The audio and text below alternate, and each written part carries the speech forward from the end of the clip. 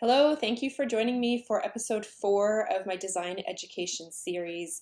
I have to say I flipped the screen image for this. My parents, who love to watch my videos, thanks mom and dad, pointed out that actually in the video my office and everything is backward than in real life. And my dad also pointed out that it showed that my rings were on the wrong hand. So for you, Dad, I figured out how to flip the image for you. So now everything is squared away the way it should be.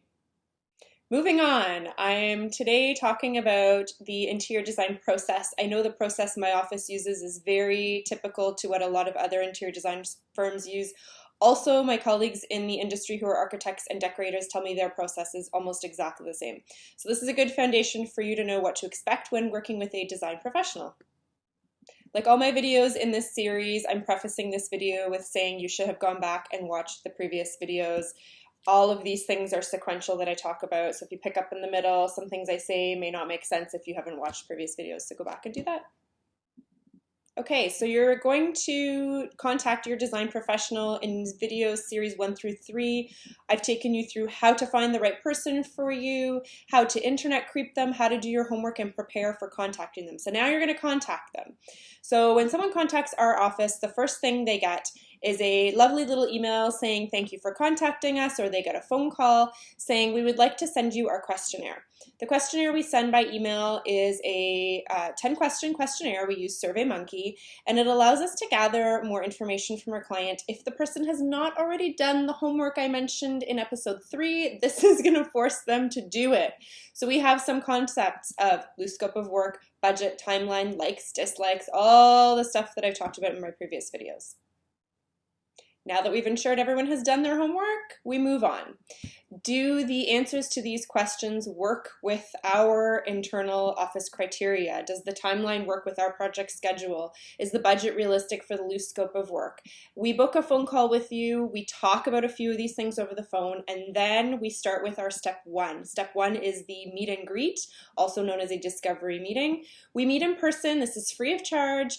This meeting serves 2 purposes. The first purpose is that it gets us talking about this loose scope of work that you did in your homework, and it helps us come up with the defined scope of work. I like to call this a wish list for your project. So based on the budget number you've given us, we try and fine-tune the scope of work to make it reasonable, or if budget's not an issue, which rarely is the case, everyone has a budget, we can further define what it is you're going to get for this price. The second part of it is we get to know you, you get to know us. Residential design is very personal, and we need to make sure we can work well together. Personalities are a good fit. Communication is honest and open. This brings us to step 2. We take this scope of work home with us to the office, which is now home, and we type it up and we send it back to the clients and say, hey, one more time, this is the scope of work. What often happens is clients say, actually, since we've met at our meet and greet or discovery meeting, we've added a few more things that we would like you to complete. Fine. So we update that. We attach it to our contract and we assign our fee, design fee for it. We send it back. We are looking for a signed contract and a retainer up front to start any further work. As a side note, our office works mostly on flat fee basis, and so that's why just defining the scope of work is so important.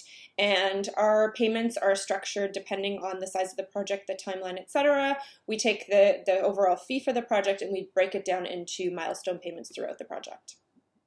Okay, so everything's signed, we have a retainer, we're all excited about this project. So our next step is good thing I have notes, I don't even know what day it is half the time right now because of COVID-19. Here we go, number 3. So number 3 is trade days. So now that we have the signed contract, we're going to come back to meet with you. We're going to bring some of the key trades. If we are having contractors price the work, we're going to bring them to come take a look at your project. Sometimes at this stage people will give a quote. Often they're going to wait for our drawings, but they want to come and they get a sense of the project. A contractor is going to come and take a look at things like access to backyards, where they can put dumpsters, all that kind of stuff, so that if there's any issues, we hear about them up front and we can try and come up with some of those solutions and price for them accordingly when the quotation part happens. The two things I look for most out of trade day are going to be, first of all, does the client get along with the contractor of choice? It's almost like I'm managing the meet and greet between them and the contractor or trades. The other thing I want to do is get a rough sense from them what the timeline is going to be for the project. All right, trade day is completed. Everyone's happy. We're moving forward. So number 4 is our design work. So this is the part of the process that for our office takes the longest. It's a combination of floor plans, concept presentations, finishes, presentations, drawing packages, scheduling of all the items for the job. So this really is the design work in quotations. So here's a quick breakdown of the design work process specifically, and this is the ideal process. Sometimes we are not hired as early into the project as we would like to have been, and things get shuffled out of order in order to keep job sites running smoothly. But here's the gist of it. We start with a floor plan. We talk to you from your wish list about things you may want to change, walls taking down, adding on, that kind of thing. We come up with the floor plan, we present the floor plan. When the floor plan is decided, then we move into concepts. Concepts are where we hand sketch drawings, and I'll show you a sample of that in a second, of the general quick idea for each wall in a room or in the space, and we come up with a general palette for that as well. So we may not have ironed out every single finish in that room, but we've pulled together just enough to give you a feeling for the overall space. And I try and always pull out some of the key things like flooring, wall colors, and the special things, the highlighted things, the fireplace materials, kind of the splurge pieces. Once we've presented the concepts to the client and they are approved, we go on to design development. So that's where we actually narrow down every single thing that is going in the space. So an example would be in a kitchen. We're looking at what are the decorative light fixtures, what are the knobs and the poles look like, what faucet are we going to put in, what appliances are we going to recommend. Every last inch of that room gets specified, trim moldings, everything. When everything is approved by the client, then we put it into the drawing package. The drawing package is what I refer to as the Bible for the project. Everybody is going to refer to it. Our office, the clients, the trades, the contractor, everybody goes through it. And the front of the package has schedules, so it's essentially a spreadsheet on each page for each item. So there's a paint schedule page. It lists all the paint colors for the entire house. There's a finishes schedule. It lists all the flooring materials, countertops, backsplashes for the house. There's decorative lighting, decorative hardware, the list goes on. Then the floor plans are followed by electrical, lighting, switching plans, and floor finishes layouts. And then finally, all those flat 2D elevation sketches we did for the project get put into AutoCAD. So they're no longer my quick freehand sketches that are roughly to scale. They are fully to scale in the computer, printed out, CAD drawn, and completed for everyone to refer to.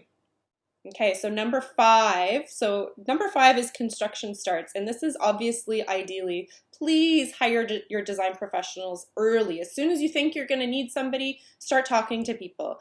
The worst thing is that construction starts, then you're hired, and when you go through the wish list with the client, they point out all these things that they want to have in their space, and you look at the initial plans or ideas from whoever drew them up for them and realize that these two things don't align. So now people have started building and we need to go back and start making changes. Not only does that delay the project, it costs more money.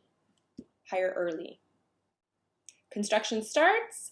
We are doing weekly or bi-weekly meetings with the contractor and the clients so that questions can get answered, problems can get resolved, we can keep on top of timelines, and also make sure that as the job site is approaching needing the next material item from us, we're having it sent. So for example, we get the plumbing rough-ins ordered before framing is done. We get tiles ordered before drywall is done. So we're keeping track of the progress to make sure we're constantly feeding materials to the site so that we're not causing any delays.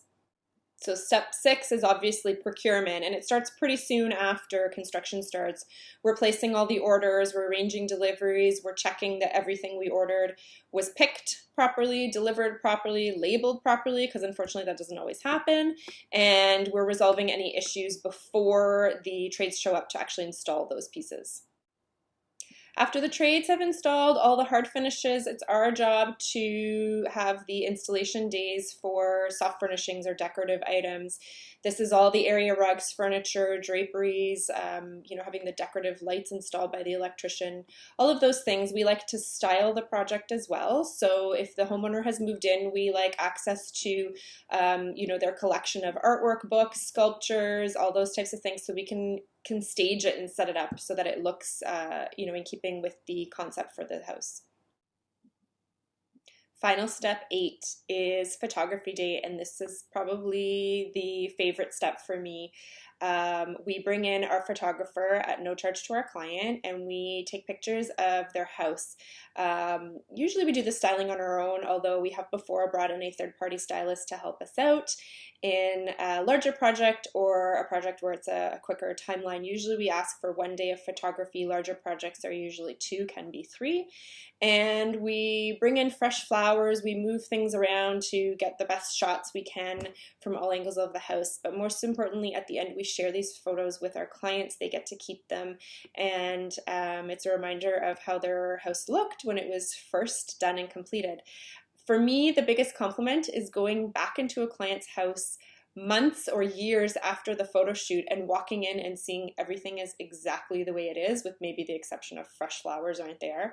I have a couple of clients who literally live like their house is a magazine, and I think that that's fantastic, because I know, especially those families with kids, I know as a mom how hard it is to keep your house looking magazine ready, and the fact that they love it so much that they want to do that is the best compliment we can get.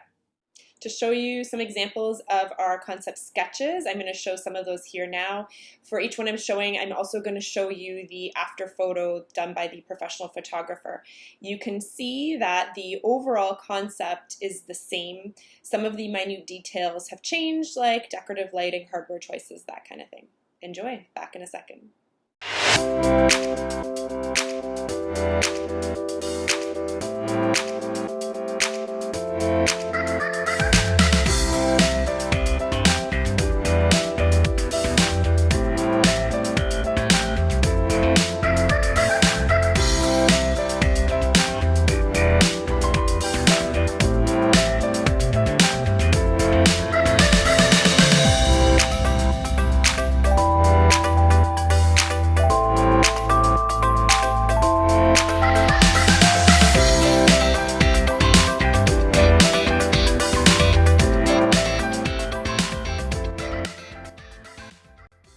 Okay, that's a wrap on our design process.